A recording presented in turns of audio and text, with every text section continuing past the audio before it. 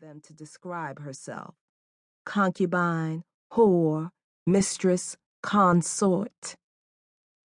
There are just so many, and none are fair. And there are nasty words, too, for a person like me, the child of a person like her. But these words were not allowed in the air of our home.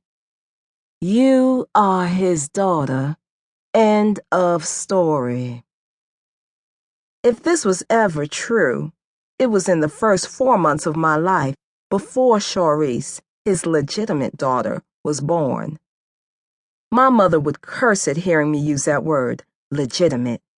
But if she could hear the other word that formed in my head, she would close herself in her bedroom and cry. In my mind, Charisse is his real daughter. With wives, it only matters who gets there first.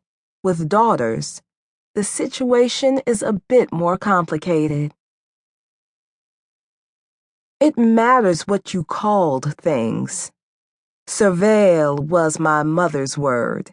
If he knew, James would probably say spy, but that is too sinister. We didn't do damage to anyone but ourselves as we trailed Charisse and Laverne while they wound their way through their easy lives. I had always imagined that we would eventually be asked to explain ourselves, to press words forward in our own defense. On that day, my mother would be called upon to do the talking.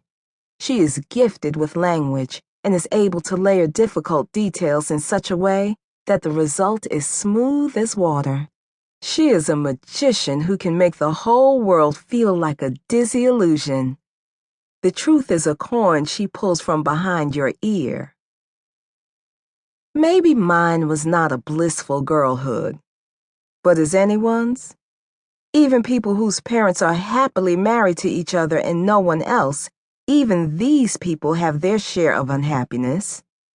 They spend plenty of time nursing old slights, rehashing squabbles. So you see, I have something in common with the whole world. Mother didn't ruin my childhood or anyone's marriage. She is a good person. She prepared me. Life, you see, is all about knowing things. That is why my mother and I shouldn't be pitied. Yes, we have suffered, but we never doubted that we enjoyed at least one peculiar advantage when it came to what really mattered.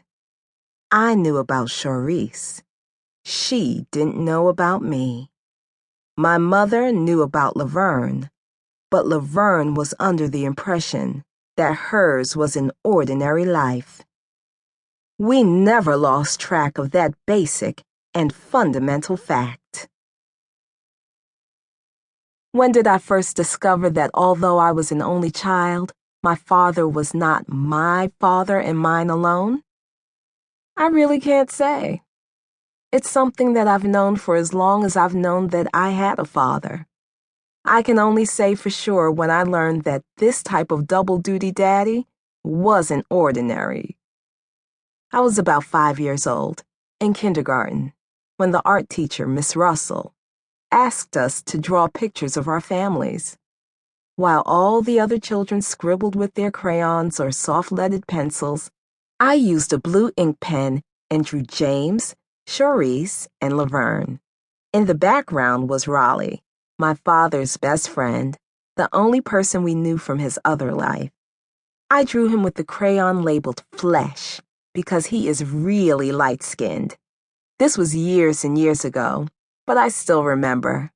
I hung a necklace around the wife's neck. I gave the girl a big smile stuffed with square teeth. Near the left margin, I drew my mother and me standing by ourselves. With a marker, I blacked in Mother's long hair and curving lashes. On my own face, I drew only a pair of wide eyes. Above, a friendly sun winked at all 6 of us. The art teacher approached me from behind.